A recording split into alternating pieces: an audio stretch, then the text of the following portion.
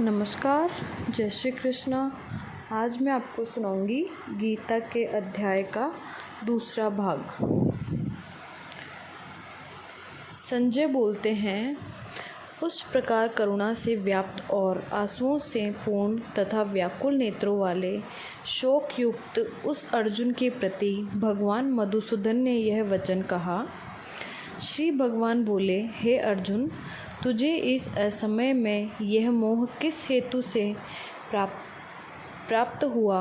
क्योंकि न तो यह श्रेष्ठ पुरुषों द्वारा आर्चित है, न स्वर्ग को देने वाला और न कीर्ति को करने वाला ही है। इसलिए हे अर्जुन, नपुंसकता को मत प्राप्त हो। तुम्हें यह उचित नहीं जान पड़ती। हे परम तप, हृदय की तुच्छ दुर्बलता को त्याग कर युद्ध के लिए खड़ा हो जाओ। अर्जुन बोले, हे मधुसूदन, मैं रणभूमि में किस प्रकार बाणों से भीष्म पितामह और द्रोणाचार्य के विरुद्ध लड़ूंगा? क्योंकि हे अरिसूदन, वे दोनों ही पूजनीय हैं। इसलिए इन महानुभाव गुरुजनों को न मारकर मैं इस लोक में भिक्षा का अन्न भी खाना कल्याणकारक समझता हूँ। क्योंकि गुरुजनों को मारकर भी इस लोक में रुधिर से सने हुए अर्थ और कामरूप भोगों को ही भोगूंगा। हम यह भी नहीं जानते कि हमारे लिए युद्ध करना और न करना, इन दोनों में से कौन सा श्रेष्ठ है, अथवा यह भी नहीं जानते कि उन्हें हम जीतेंगे या हमको वे जीतेंगे। और जिनको मारकर हम जीना भी नहीं चाहते, वे ही हमारे आत्मीय धृतराष्ट्र के पुत्र हमारे मुकाबले में खड़े हैं। इसलिए कार्यकर्ता रूप दोष से उपहत हुए स्वभाव वाला तथा धर्म के विषय में मोहित चकित हुआ मैं आपसे पूछता हूँ कि जो साधन निश्चय कल्याणकारक हो वह मेरे लिए कहिए। क्योंकि मैं आपका शिष्य हूँ, इसलिए आपके शरण हुए मुझको शिक्षा दीजिए। क्योंकि भूमि में निष्कंटक धन धान्य संपन्न राज्य को और देवताओं के स्वामी पने को प्राप्त होकर भी मैं उस उपायों नहीं देखता हूँ जो मेरी इंद्रियों के सुखाने वाले शौक को दूर कर सके। संजय बोले, हे राजन, निद्रा को जीतने वाले अर्जुन अंतर्यामी श्री कृष्ण महाराज के प्रति इस प्रकार कहकर फिर श्री गोविंद भगवान से युद्ध नहीं करूँगा, यह स्पष्ट कहकर चुप हो गए। हे भरतवंशी धृतराष्ट्र, अंतर्यामी श्री कृष्ण महाराज दोनों सेनाओं के बीच में शोक करते हुए उस अर्जुन को हंसते हुए से यह वचन बोले।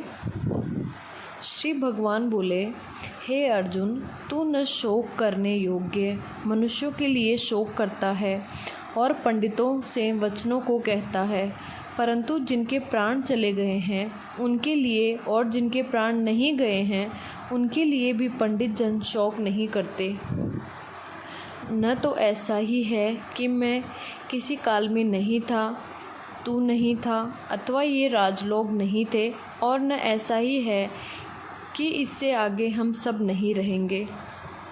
जैसे जीवनात्मा की इस देह में बालकपन, जवानी और वृद्धावस्था होती है, वैसे ही अन्य शरीर की प्राप्ति होती है।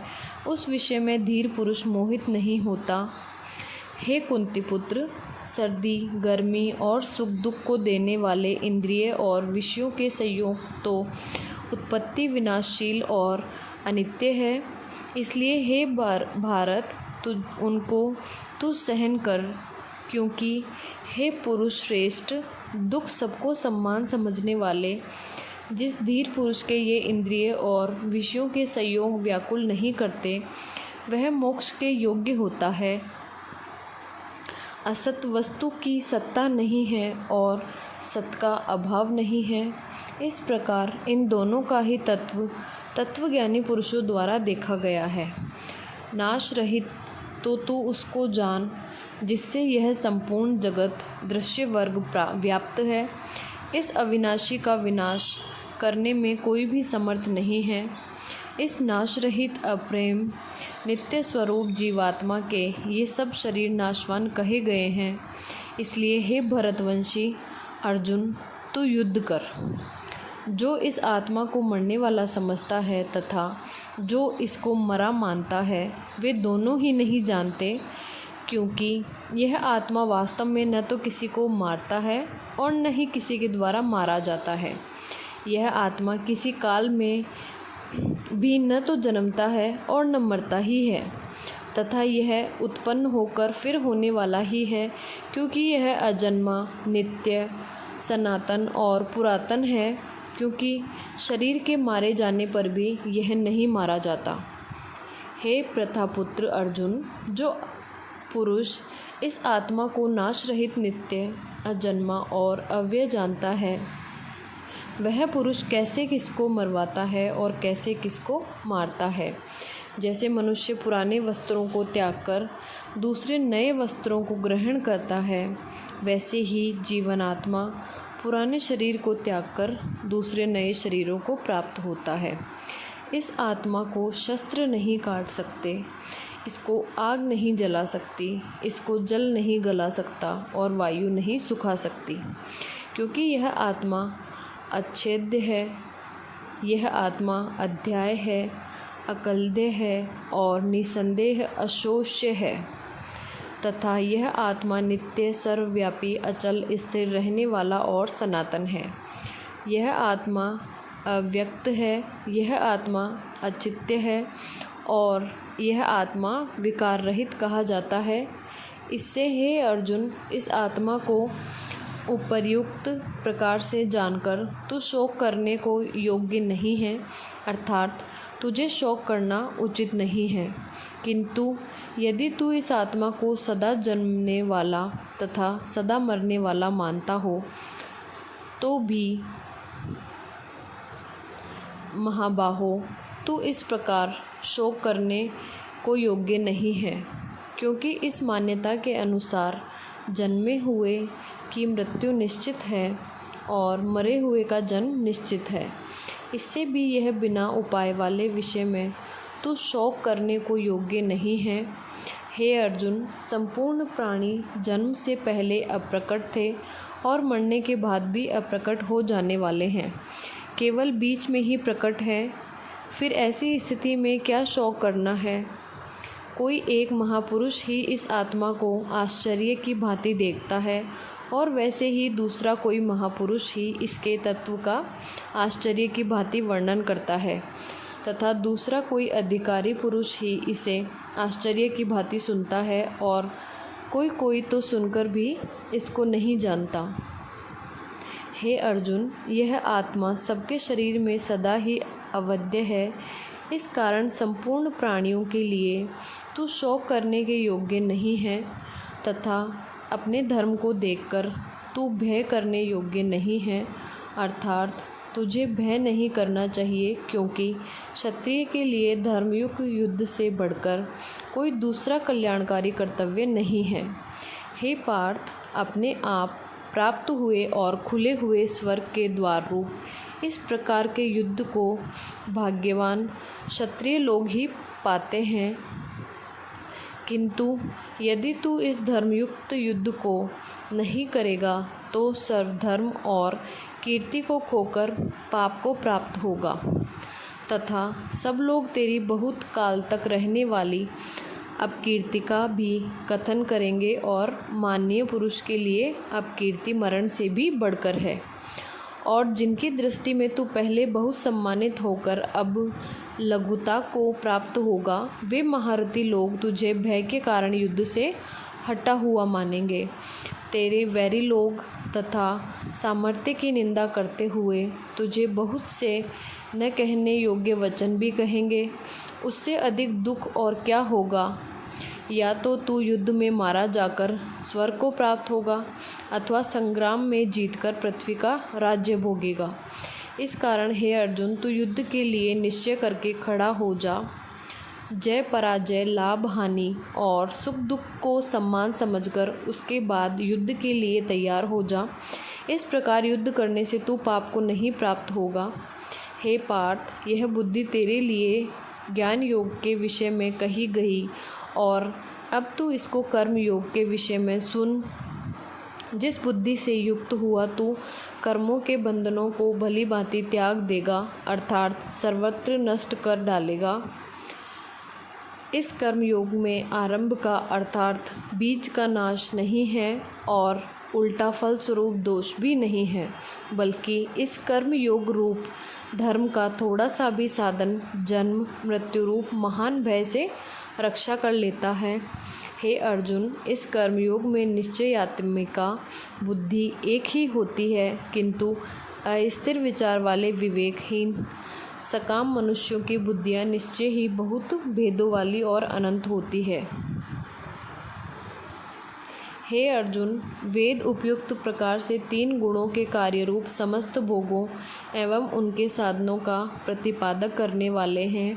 इसलिए तू उन भोगों एवं उनके साधनों में आसक्तिहीन हर्ष शोकादि द्वंद्वों से रहित नित्य वस्तु परमात्मा में स्थित योग क्षेम को न चाहने वाला और स्वाधीन अंतःकरण करने वाला हो।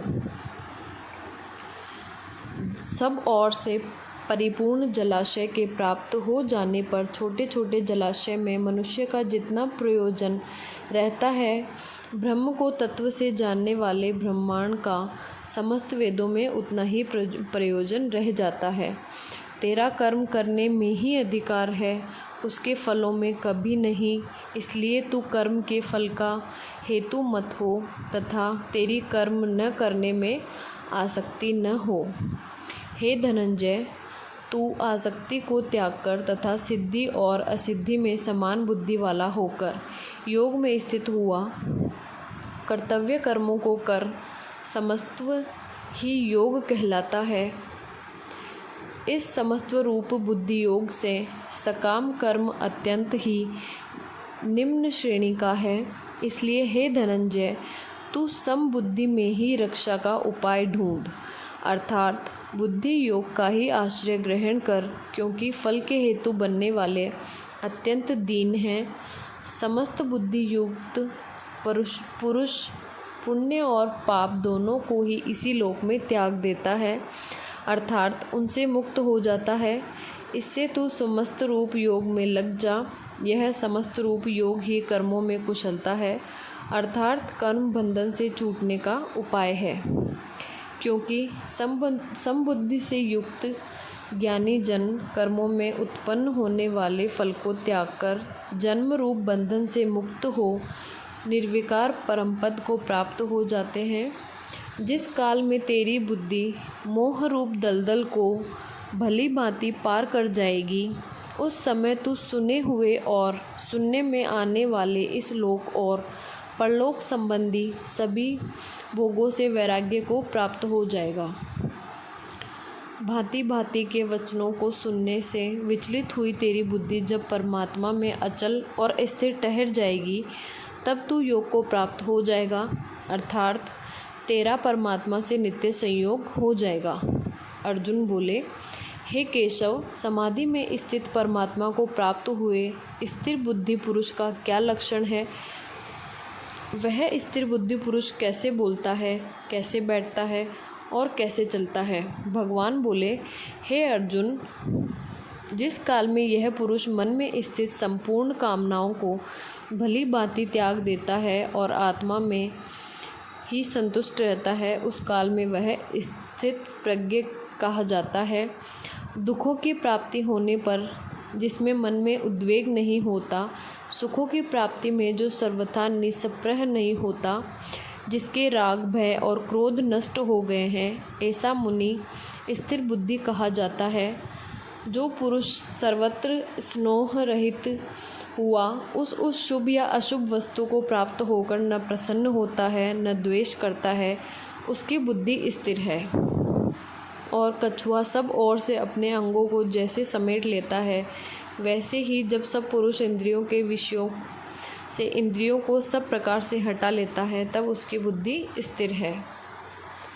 इंद्रियों के द्वारा विषयों को ग्रहण न करने वाले पुरुष के भी केवल विषय तो निवृत्त हो जाते हैं, परंतु उनमें रहने वाली आसक्ति निवृत्त नहीं होती। इस स्थिति प्रज्ञ पुरुष की आसक्ति भी परमात्मा का साक्षात्कार करके निवृत्त हो जाती।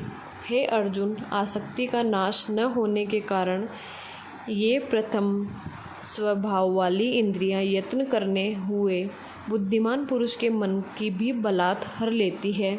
इसलिए साधक को चाहिए कि वह उन संपूर्ण इंद्रियों को वश में करके सम्मान हित चित्त हुआ मेरे परायण होकर ध्यान में बैठे, क्योंकि जिस पुरुष की इंद्रियां वश में होती है उसकी बुद्धि स्थिर होती है।